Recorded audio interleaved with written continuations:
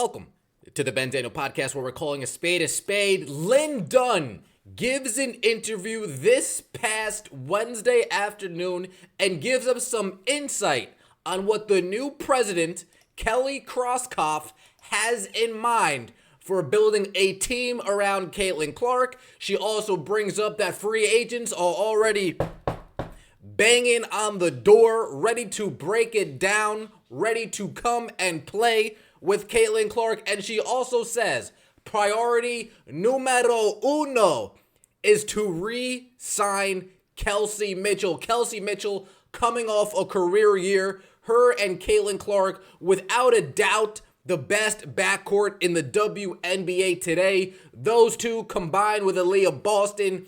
The Indiana Fever have a solid court to where if they put some talent around these women, we could be fighting for the championship as close as next year. Now, for those of you who didn't hear this interview, let's take a listen together. Lin Dunn speaking in detail about what the Fever need to address this upcoming offseason. I think you guys know that Kelly Krauskopf has come back. I don't say she's come back. She's come across the street over to the Fever to help us move forward with this franchise at this unbelievable moment. And so Kelly will now be in charge of the business side and the basketball side, and she will be making the decisions, and she will be negotiating with Kelsey and her agents. And I can assure you we'll do everything we can to keep her. Your biggest offseason priority is what? Kelsey Mitchell. Period. It's an easy answer. And I tell you what else, guys. Looking at the four teams that are in the finals right now, we need a couple of more players. We need to look. We don't have as much talent as New York and Connecticut and Minnesota. They're a couple of years ahead of us. So we've got to go into free agency and look for a talented veteran that can take us to the next level. Skill set wise, what's on your mind when you go there, Lynn? Well, we want people that can fit into our system. We're going to run. If you're going to play with Caitlin Clark, we're going to play up-tempo, fast basketball. But at the same time, I want you to be able to spread the floor, get to the rim, and then defend. We know that our defense was a little better, but it's not where it needs to be. The four teams that are in the Final Four are all the top four defensive teams. So that's an area that we've got to continue to address. Love to see that. Love to see that. Lin Dunn also speaks about the free agents knocking down the door. Imagine here early on, you guys start talking to free agents. There are going to be players that want to play free agent-wise with Caitlin Clark because of how she gets them the ball, everything else? Absolutely. We're already starting to hear some initial conversations with some free agents letting us know, that their player might be available for a trade or that they might be available in the free agency and that they would love to play with Clark. Love to hear it. Folks are already saying, hey guys, save us a spot, please. Don't fill up this roster too quick. My guy, my player that I'm representing, she's already eyeing the Fever. It might come in free agency, it might come via trade, but please get ready to make some moves because the interest is there. People are getting ready to play. People want to play. People want to absorb the Caitlin Clark effect. They have seen what is done for Aaliyah Boston's career in terms of her game, in terms of endorsement deals. Shout out to Chicks. He just did a great video detailing Aaliyah Boston's endorsement deals. We've seen what it done to Kelsey Mitchell. This was Kelsey Mitchell's best season so far in her long, illustrious career. Playing with Caitlin Clark not only gets you better, but it gets you, as these kids put it, the bag. So please have some patience. Let's address this interview. First priority is Kelsey Money Mitchell. Kelsey Mitchell, one of the best players on this Fever team, clearly number two. Caitlin Clark's duo in the backcourt. Kelsey Mitchell averaging 19 points, 2.5 rebounds, 1.8 assists per game. Seems as once she got healthy, especially in the second half of the season, this dynamic duo, Kelsey Mitchell and Caitlin Clark, were doing nothing but setting the league on fire. They were the first duo in WNBA history to have 30-plus points in a game and 5 or more three-pointers in a game. Both of these players became the first pair of teammates in WNBA history to each make 100 three-pointers in a single season. And like I said before, this season was Kelsey Mitchell's best season so far. She averaged the most points she's ever averaged. She made the most field goal she's ever made. She's made the most three-pointers she's ever made. Had the highest field goal percentage that she's had so far in her career. Playing along Caitlin Clark, the gravity, the attention that Caitlin Clark commands by herself, all that does is free up good players, great scorers like Kelsey Mitchell to have an easier day at the office. And I hope Kelsey Mitchell realizes what this season was, realizes that this is her best chance to win moving forward, especially if they do go out and get some of those players in free agency that Lin Dunn was talking about. Now, who are the available free agents? That is another question. Now, the available free agents, of course, they have Diana Taurasi listed as number one, but this is just a list of available free agents. You got Natasha Howard, but Natasha Howard's wife was throwing shots at the Indiana Fever and Caitlin Clark. So, Natasha, please keep your ass away from my Indiana Fever. We got Erica Wheeler, Kelsey Mitchell. Hopefully, we core Kelsey Mitchell. We're going to get into the Valkyries and the expansion draft in a few moments. Brianna Jones from the Connecticut Sun, Alyssa Thomas. Those two players, you can assume the Connecticut Sun, along with Dewana Bonner, will recore. You got Ineke Ogwumike, Kelsey Plum. Satu Sabali is the big one. A lot of people like Satu's game between her three-pointing ability. People think that putting Satu inside that lineup with a Caitlin Clark, with a Kelsey Mitchell, with a Lexi Hall, with an Aaliyah Boston, if we just add Satu as that stretch four, the player that Nalissa Smith never could be, then this Indiana Fever team, in my estimation, is already primed for a deep playoff run. But we don't want to just get one player in free agency. We want to get multiple players in free agency, and that forces me to look a little bit more down the list. Vandersloot as a backup point guard would be insane, but I don't think the Liberty are going to let her go. Isabel Harrison already making it known, I'm done with the Sky. The Chicago Sky fans are harassing me. Isabel Harrison retweeted Caitlin Clark winning Rookie of the Year, and all the Chicago Sky fans did was bash me. Hey, Isabel, you want to come in? You want to spell Aaliyah Boston? You want to spell Satu Sabali? You want to spell our forwards and our centers? Please. We can use your rebounding. We can use your 12 to 15-foot mid-range game, and we can use your positive attitude. I wouldn't mind getting Isabel Harrison as well as Satu Sabali in this upcoming free agency class. You got Kia Nurse. She is a problem. Natisha Heidemann, she might be able to give us some backbone. Alicia Clark, you got to think Alicia Clark is going to get cored come the expansion draft. And then you see Temi Fagbenle. Hopefully we keep Temi Fagbenle ourselves.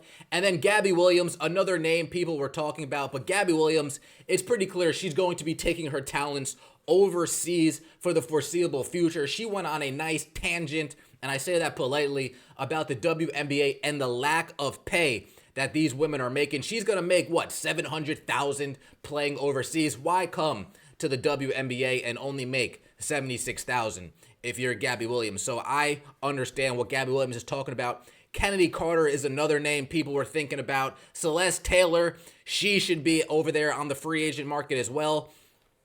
So there are a lot of nice names. Julie Van Lowe, I like Julie Van Lowe's game. Courtney Vandersloot, the Liberty are most likely going to core.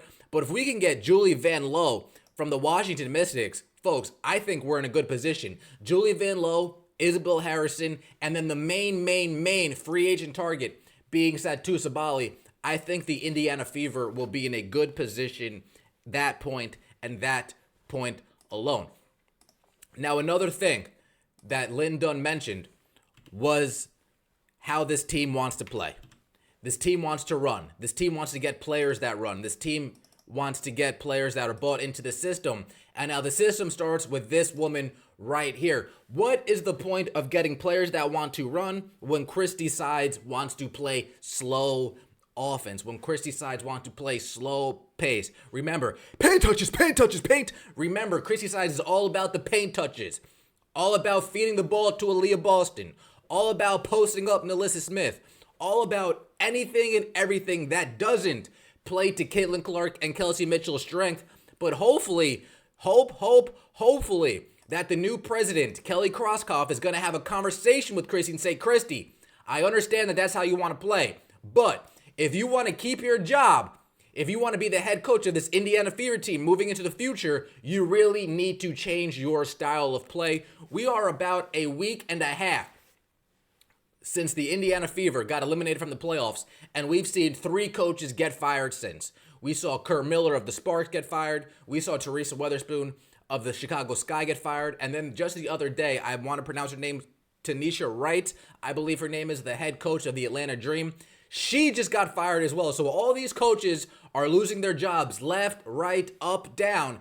Yet Christy Sides is sitting there with a frown. Christy, if you want to be the coach of the future, you need to be bought in. This team wants to run. Lin Dunn says it, and hopefully they make all the moves necessary to get what they want to achieve. What kind of players? Well, players that want to run, and also they want to get better defensively. And that all goes back to one Christy Sides. Christy, you made your bones being a defensive assistant. You quote unquote are a specialist on the defensive side of the ball. Yet everywhere I turn when it comes to defensive metrics, the Indiana Fever are sitting around the bottom of that list. And you got Aaliyah Boston, you got Lexi Hull, you got Tammy Fagbenley, you got a couple solid defenders on that team, yet things just couldn't happen defensively, Christy. And that ultimately falls on you. When it comes to defensive rating, Indiana Fever 11th in the league with a 107.5 defensive rating this year. That's not too good. Not only could they not stop the other team, they couldn't get turnovers. They ranked dead last in the WNBA, dead last in the league with only 5.9 steals per game. We need to get our hands active. We need to get out there. If I had to take a guess, Lexi Hull probably accounts for 1.5, 2 steals per game as soon as she got entered into the starting lineup. But Lexi Hull is a legitimate animal on the defensive end. She is a ball hawk on the defensive end. She is the player that we put up against Nafisa Collier. That's how much faith we have on Lexi Hull on the defensive side of the ball, but she needs help. It was no surprise that when it was Lexi and Temi, defensively, this team looked a lot better because both of them have high defensive IQ, and both of them communicate on the defensive side of the ball. Not saying Aaliyah Boston is not a good defender. I'm saying she doesn't communicate nearly to the degree that Tammy Fagbenley does. The way Tammy shows and recovers, the way Tammy hedges screens, the way Tammy switches, the way Tammy communicates and quarterbacks the team on the defensive end of the floor. Her combined with Lexi Hull were enough to be a solid defensive team. However, going back to the main issue here, Christy Sides refused to play them together. Christy Sides refused to start them together. She waited for everything to hit the fan, and then we start playing our best lineup. We wait to the last game possible to put Temi, Aaliyah, Lexi, Kelsey, Kaylin. We wait for the last game possible to play our best 5. Hopefully, we don't need to see the same nonsense next year around. But another thing that stood out to me on the defensive side of the ball, we were number 5 in defensive rebounding in the league, which was interesting because I'm watching and I'm always asking myself, why can't these women grab boards? Why does it always seem like the other team is getting tons of second chance opportunities? And the answer to that question is because they were getting tons of second chance opportunities. We are 11th in the league, allowing 12 points per game on second chance opportunities, and that is just not a good number. Yes, we're grabbing the defensive boards, but it comes after the other team has already had 2-3 possessions. So of course, if we get more chances at rebounds, you would think that we'd be able to grab some, right? If the other team is shooting twice as much as we are, I'm saying that hyperbolically, you would think that we would rank somewhere up there in defensive reboundings, surely because we can't get enough stops. Now, something that Lin Dunn said in the interview as well, expanding upon, is this brand new expansion draft that's going to take place December 6th for the 13th WNBA franchise, the Golden State Valkyries. I think that this is a pretty nice logo, if I have to be honest with myself. But every team has the ability to core 6 players. 12 teams will be required to designate a maximum of 6 quote-unquote protected players who will not be available for selection in the expansion draft.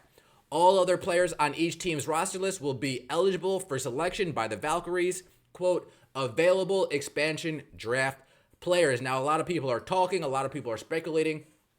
Who are the 6 players that the Indiana Fever are going to core? Let me give you my 6. Number 1, Caitlin Clark-Kent, the franchise, the face, the needle mover, Clarkonomics, reality, whatever you want to call Caitlin Clark, she is the truth. No disrespect to Paul Pierce. Actually, all the disrespect to Paul Pierce, making up nonsense. Diana Taurasi is one of the 10 greatest basketball players, period. That is a bunch of hogwash. We're not talking about that. Number 1, Caitlin Clark. Number 2, Kelsey Money Mitchell. You already know the deal. Number 3, A-B with the bow, bow, bow. We need to keep those 3 together. Those 3 are the future of this Indiana Fever team, of course, barring who we get in free agency and barring what types of moves we make during the offseason, who we get in the draft, so on and so forth. Number 4, lock down Lexi.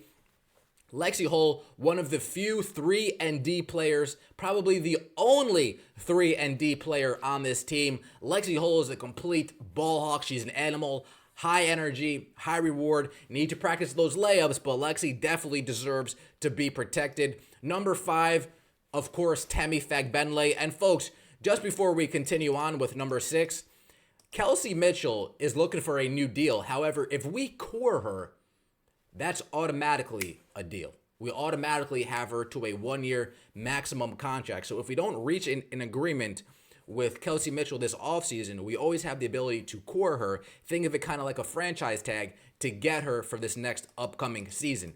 Number 5, we said Tammy Fagbenle, and this is going to surprise you folks. The 6th player that the Indiana Fever should core and keep on this roster is NaLyssa Smith. Hell fucking no. Hell no, it's not NaLyssa Smith. Damaris Dantas should be the 6th player that the Indiana Fever should core and keep on this team. You guys really think I want to see Sack of Potato Smith in an Indiana Fever jersey come next year? You are out of your damn mind. What trade value does NaLyssa Smith have? What's the point of keeping her and trading her? She's got no trade value. Teams see how she acts when she goes against the Connecticut Sun. Teams see how she acts when she doesn't get enough paint touches.